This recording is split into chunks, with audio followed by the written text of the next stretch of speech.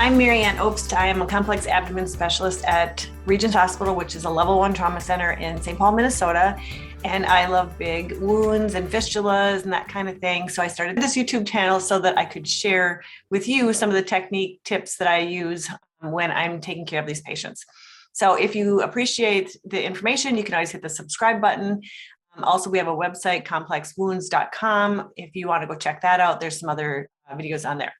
So today we're talking about the challenging situation where you have a perineal wound that is all around the anus. And so you have no skin to land on, and how to really isolate that and still be able to deliver instillation VAC therapy to really get this patient ready for skin grafting or partial closure. So we're going to start with a little bit of a PowerPoint presentation and then jump right into a demonstration.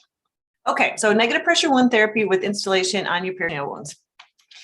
I'm going to start with the Fournier's gangrene patient. He is well known to our facility. He's 51 years old. He is a paraplegic, and he comes in mid-December with a sacral wound. We did some debridement to handle his necrotizing soft tissue, and this right here is his anus. So head is up here, legs are on here, and this is his anus. So I was unsure about doing instillation the first time I met him. So I did a fistula funnel and isolated his anus, and I used standard negative pressure.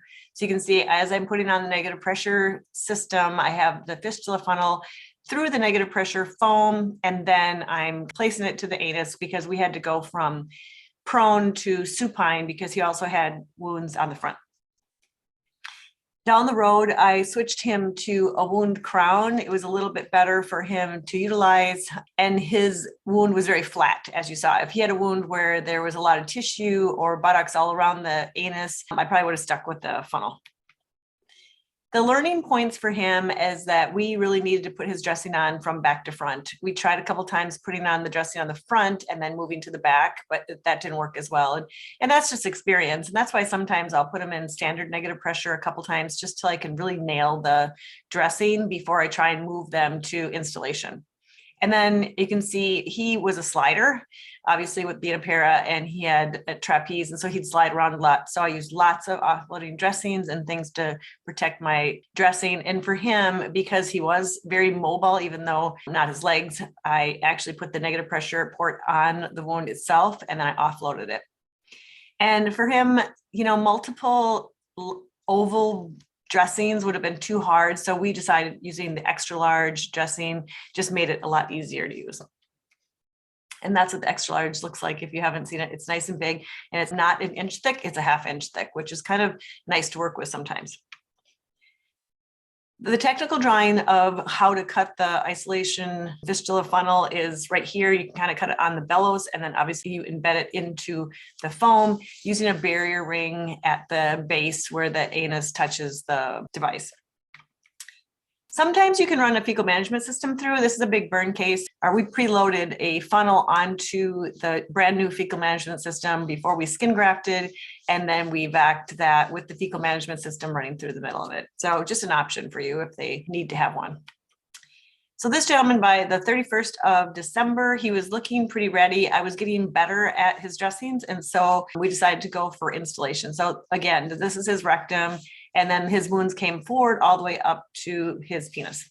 We put him in instillation with hypochlorous acid solution, 100 mils, 5-minute soaks every 2-hour cycles at a -125, barrier rings to the entire edge. And just in a couple days, you can see how much better his wounds looked.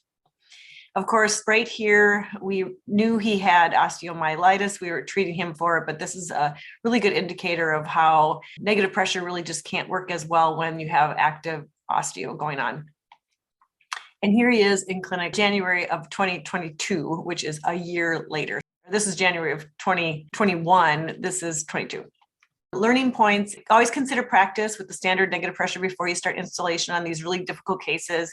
Meet and discuss with your therapies to keep dressings in place. So sometimes they can only do arms and legs for these folks instead of getting them up to walk. If you're really trying hard to do instillation around the anus so that you can get skin closure or skin grafting placed. Shorter soak phases more frequently seem to be a safer way to not lose your dressings, because during the soak phase, obviously there's no negative pressure, and then bolstering with offloading dressings, and then a fecal management system if you need it or not. Okay, so let's get to the demonstrations. You can see I kind of pre-prepped some of this just to make it a little bit faster and easier for you guys to see. Here's a wound, just to clarify. This is wound. This is also wound, this pink stuff, because I didn't have any red paper at home. And this is the anus with no skin around it, just anus. And then obviously this is the butt. I would have washed the entire wound all around the anus and washed it good with my gauze and allowed it to dry. And then I love Cavilon Advance. I put it all the way around, everywhere. You know, if there's a little bit of skin next to the anus, I'll put it right next to the anus and allow that to dry. I prepped the edges with a barrier ring, as you can see, all the way around. Placing your barrier ring, especially where there's crease, like just below like the anus, I like to use kind of a specific technique. You really want to take your barrier ring and kind of even make it into like a little loop like this, because you really want it to sit into that crease really well, because that's going to be how you're going to get that super seal. And then it's just going to follow all the way up. I'm holding my finger here so that barrier ring makes sure it lands exactly where I want it. That's really where you're going to get that seal. And then the next thing is that you take your drape and you're going to do the same thing. You're going to have to taco it, which I always call, and then you stick it right into that crease so that there's no like hammocking going on. And once you have it nice and tight in there, don't pull your strips, just let them lie wherever they want. Just like this. Da, da, da. And you can see that's really nice in there. And then you're gonna put your strips, just like always, on the edge of the barrier rings, all the way around. And I always kind of run my finger on that inside edge. This really helps to get my sealed. So now we have the edges done. I already put on my bridge, right? Because I put my negative pressure out here. I'm gonna put the installation on the wound, and I'm gonna isolate the anus with a fistula funnel. This is the funnel, and when I use it in this format, I'm going to cut it on the bellows. You cannot use the scissors that have that weird bulb thingy on the end. It just won't work. You have to have a decent pair of scissors. And you want to cut it right at that edge, because this little flange is what's going to help you get your seal around your anus. So see that little bit of a lip there? That's the key. That's the secret sauce. And then that's going to fit just nicely around said anus. A lot of times I'll trim these sides, especially if they don't have a lot of space on either side of the anus, like their legs are close up. I'll cut it so that it just sits nicer on the wound bed. And then the next thing I want to do is add my barrier ring around the edge of this. And I don't always do this, but it does seem to help get these really difficult to seal areas just a little bit more oomph to, get it nice and sealed down so that the negative pressure system can really hold it in place. So you can do it multiple ways, but you can either stretch it over, but you don't want to be on top of that nice little skirt that you just made. You want to be under it. Then we're going to trim our foams just like we always do. There we go. See, the cool thing about this is that this little holy layer you can kind of see through. So it's really easy to like find how to cut it. And then I take it and I just put it on top of the whatever the thin or the thick layer that I'm going to use. And then it's a pattern. You can just follow it along. Okay. So that's what it's going to look like, right? And then if you're smart, you put the barrier ring on after, but if you forget, then you have to stretch it through this big thingy. And then that's going to go, whoops, it's going to go like this. Ta-da. But we're not done because we got to finish the rest of this one. So I already pre-cut this. So I know that there's some undermining here because I've been working with Mr. Butts for a couple days. So I'm going to stick my layer into the undermining. If I feel like it's not landing nice and flat, you can just make slits in this stuff. And then it really does sit down nicer, doesn't it? Look at that. How sweet. And then a cover layer doesn't go into the undermining, just goes up to it. So I'm going to do the easy section first because Mr. Butts might have to pass some stool. So I always kind of wait and do that last so that if any stool does decide to come out, that I can clean it up before I finish the rest of the dressing, right? They always say poop happens, like there's another saying, but something like that. So one of the things I can tell you is that this piece, I always do these separate. You don't want them to compete with each other. So like this is too much. It's sitting on top of the other one. So I might just give this guy a haircut. At this point, I should say, dry the anus really good. We do usually have a little bit of kind of anal sweat going on, or whatever you want to call that. And then you're going to put this all in and then up and over the entire thing with another piece of drape. I'm doing a combination of some standard drape and some of this new silicone hybrid. They call it Dermatac. And the reason that the Dermatac is really slick for this type stuff is because it's repositionable and it works well in these little nooks and crannies.